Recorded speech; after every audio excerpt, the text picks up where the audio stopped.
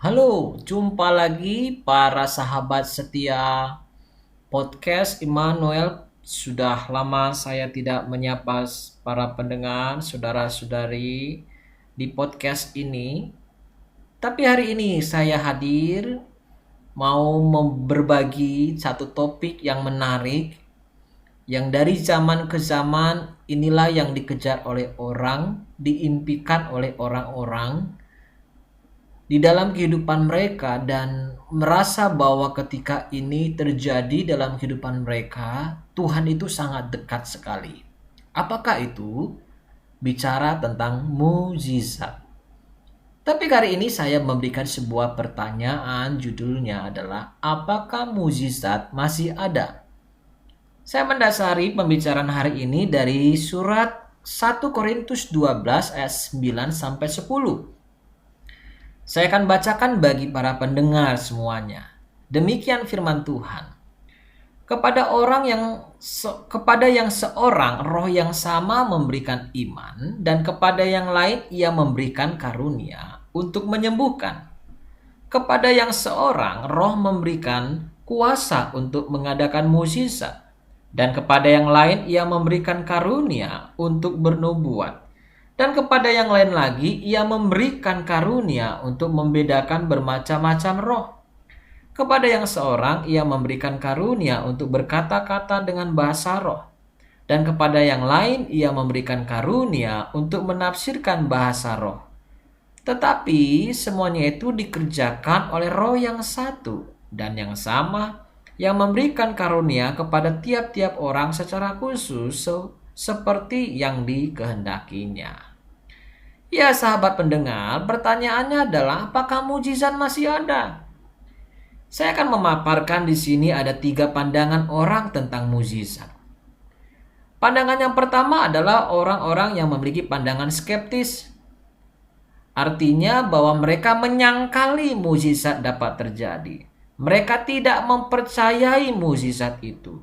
Bagaimanapun bentuknya, kejadiannya yang terjadi, mereka tidak menerima bahwa itu mukjizat.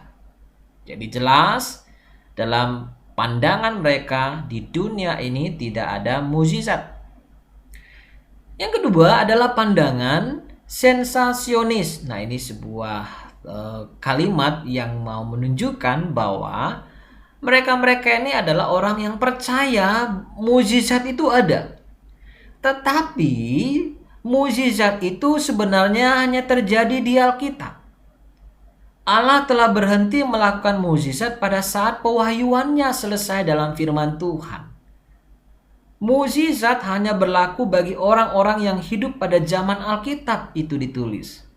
Nah, pandangan yang kedua ini, sahabat pendengar, mereka mempercayai mukjizat ada, tetapi itu tidak berlaku lagi pada zaman kita saat ini. Itu hanya berlaku pada tokoh-tokoh, nabi-nabi, rasul-rasul, orang-orang yang ada pada zaman Alkitab itu ditulis. Jadi jelas ya, beda sekali kalau skeptis, mau di perjanjian lama, perjanjian baru, zaman dulu, zaman sekarang, bahkan seterusnya tidak mempercayai mukjizat. Tapi kalau pandangan yang kedua ini mereka mengakui mukjizat, tetapi itu hanya terjadi di dalam zaman Alkitab itu ditulis. Nah, yang ketiga, ada disebut dengan pandangan non-sensasionis. Yaitu pandangan yang menyatakan bahwa mukjizat terjadi pada zaman Alkitab. Ya, mereka terima. Tetapi juga masih terjadi zaman sekarang. Jadi pandangan ini berpegang pada bahwa Allah masih memberikan karunia dan kuasa kepada orang percaya untuk melakukan mukjizat. Nah, jadi pandangan yang ketiga ini mereka berpegang kepada firman Tuhan yang kita baca tadi di 1 Korintus pasal 12 ayat 9 sampai 10. Nah, apa sih 1 Korintus 12, 9 sampai 10 itu? Nah, kalau saya simpulkan, sahabat pendengar, dia mengatakan demikian.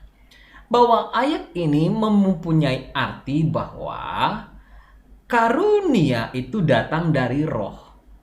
Dan roh akan mengaruniakan kepada orang yang sudah percaya.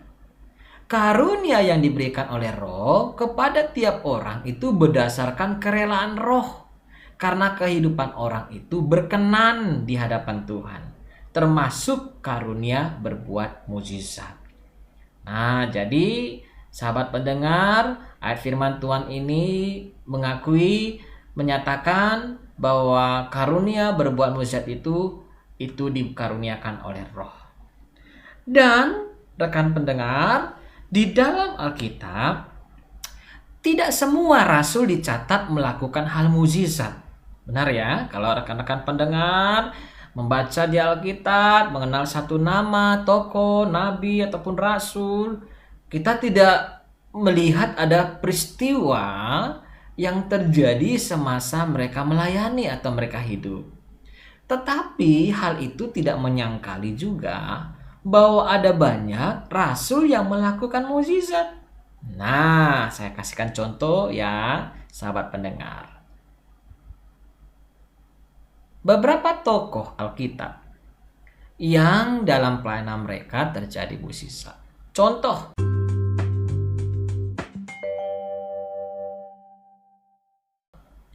Rasul Petrus. Di dalam Kisah Rasul pasal 3 ayat yang ke-7, itu peristiwa di pintu gerbang bait Allah.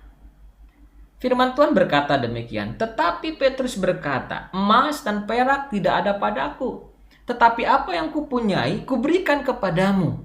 Demi nama Yesus Kristus orang Nazaret itu, berjalanlah. Lalu ia memegang tangan kanan orang itu dan membantu dia berdiri. Seketika itu juga kuatlah kaki dan mata kaki orang itu. Nah, sahabat pendengar, perhatikan bahwa Petrus di sini dalam pelayanannya terjadi mukjizat. Medianya apa? Dia berkata kepada orang yang sakit itu, demi nama Yesus Kristus orang Nazaret, berjalanlah. Bukan demi nama Petrus, bukan demi nama tabib yang lain, tapi demi nama Yesus. Yang kedua, tokoh yang kedua, Rasul Paulus. Ini kejadiannya di Efesus. Rekan pendengar, buka Kisah Rasul 19 ayat 12. Saya baca firman Tuhan ini ya untuk kita semua. Oleh Paulus, Allah mengadakan mukjizat-mukjizat yang luar biasa. Bahkan orang membawa sapu tangan atau kain yang pernah dipakai oleh Paulus dan meletakkannya atas orang-orang sakit. Maka lenyaplah penyakit mereka dan keluarlah roh-roh jahat. Nah, ini beda lagi. Kalau Petrus medianya dia dengan berucap, demi nama Yesus, berjalanlah. Berjalanlah orang itu. Kalau yang kedua ini Rasul Paulus dikatakan oleh Paulus Allah mengadakan mukjizat. Perhatikan ya. Dengan orang membawa sapu tangan dan kain yang pernah dipakai Paulus diletakkan pada orang yang sakit, maka penyakitnya lenyap. Nah, medianya ini bukan dengan berkata-kata loh. Tapi dengan medianya adalah membawa sapu tangan dan kain yang pernah dipakai Paulus. Tapi perhatikan, ia mengadakan mukjizat siapa? Apakah karena medianya sapu tangannya itu atau karena kainnya? Tidak, karena Allah mengadakan mukjizat. Nah, kita perhatikan yang ketiga, saya kasih contoh. Di dalam Kisah Rasul 28 ayat 8 sampai 9, ini peristiwanya di Malta. Ya, Kisah Rasul 28 ayat 8 sampai 9. Nah, kisah ini menceritakan ketika ayah Publius, ya, dia sakit demam dan disentri. Maka di cerita itu Paulus masuk ke kamarnya, lalu Paulus berdoa menumpangkan tangan di atasnya, maka sembuh ayah Publius. Ya. Sesudah peristiwa itu datanglah orang-orang sakit lain dari pulau itu dan mereka pun disembuhkannya juga. Nah, perhatikan yang ketiga ini. Yang terjadi di sini adalah ayah Publius sakit demam disentri. Lalu siapa yang datang? Paulus masuk ke kamar, dia berdoa tumpang tangan. Nah, ini medianya beda lagi. Petrus menyebut nama Yesus, berjalanlah, berjalan. Yang kedua adalah Paulus dengan orang membawa sapu tangan dan kain yang pernah dipakai Paulus, orang yang sakit sembuh. Kali ini kita membaca peristiwanya di Malta. Paulus masuk ke kamar berdoa tumpang tangan. Sembuh yang sakit.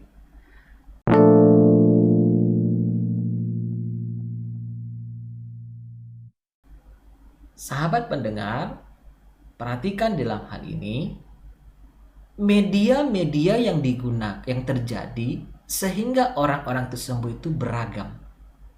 Tidak satu media, tidak satu cara. Tuhan tidak pernah memutlakkan satu cara untuk menyembuhkan atau melakukan mukjizat terjadi atas seseorang yang sakit atau yang membutuhkan. Tuhan tidak pernah memutlakkan. Itulah mengapa dalam kehadiran Tuhan atas rasul-rasul yang melayani, beragam cara Tuhan bisa mengerjakannya atas orang-orang yang mereka layani itu, dan mereka mengalami mukjizat dari Allah. Sahabat pendengar, dari sini kita menjumpai bahwa semakin kita mengenal siapa sih itu Paulus. Nah, kalau dari sini kita bisa melihat bahwa Paulus itu banyak sekali menyembuhkan orang loh. Karena apa? Karena memang Tuhan memberikan karunia kepada dia. Paulus banyak sekali menyembuhkan orang. Tetapi, sahabat pendengar, itu bukan karena Paulus bisa. Itulah sebabnya maka kalau kita meneliti di dalam 2 Timotius pasal 4 ayat yang ke-20, kisah ini menceritakan ada tip pelayanan Paulus yang sakit, Paulus tinggalin dia. Karena sakit rekannya ini dan Paulus harus melayani, mereka yang sakit ini ditinggalin. Loh, kan muncul pertanyaan kita dong. Kan katanya Paulus punya karunia. Banyak yang disembuhkan. Kenapa satu tim pelayanan dia nggak disembuhkan dia? Nah, disinilah kita belajar, sahabat pendengar. Sekalipun kita punya karunia mengadakan mukjizat, karunia menyembuhkan, kita tidak bisa sekehendak hati kita untuk melakukan hal-hal atas karunia itu.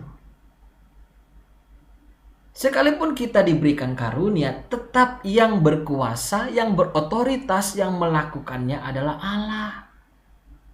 Itulah sebabnya maka hanya dengan sapu tangan dan kain yang pernah dipegang atau dipakai oleh Paulus pun orang sakit bisa sembuh. Jadi, sahabat pendengar, saya mau katakan bahwa kalau kita punya karunia untuk itu, ingat, saya mengingatkan sahabat pendengar, jangan pakai sekehendak hatimu.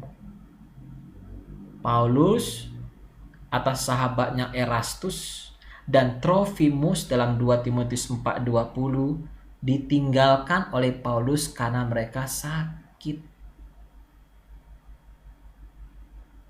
Saya berharap dari sini kita belajar dari firman Tuhan ini, jangan kita terkecoh atas orang-orang yang mengaku punya karunia menyembuhkan atau kan mukjizat, seakan-akan dia yang mengontrol, dia berkuasa atas karunia itu, yang seketika itu juga maka orang sakit bisa disembuhkannya. Sekehendak hatinya atas orang sakit itu bisa disembuhkannya. Allah tidak bekerja atas sekehendak hati manusia. Allah bekerja atas sekehendak dirinya sendiri, yaitu Tuhan. Nah, kembali ke pertanyaan kita di atas tadi. Sahabat pendengar, apakah mukjizat masih ada? Sahabat pasti mau menunggu jawabannya. Saya katakan masih ada. Mukjizat masih ada. Pertanyaan yang kedua, sampai kapan mukjizat itu masih ada? Apakah mukjizat itu harus ada? Kita akan membahas bagian ini di bagian yang kedua. Mari sahabat pendengar setia podcast Immanuel, ikutin bagian yang keduanya untuk kita bisa mempunyai satu pemahaman yang benar tentang mukjizat. Kiranya topik di part yang pertama, apakah mukjizat masih ada, bisa memberikan penjelasan untuk sahabat pendengar. Tuhan Yesus memberkati kita. Oh, thank you.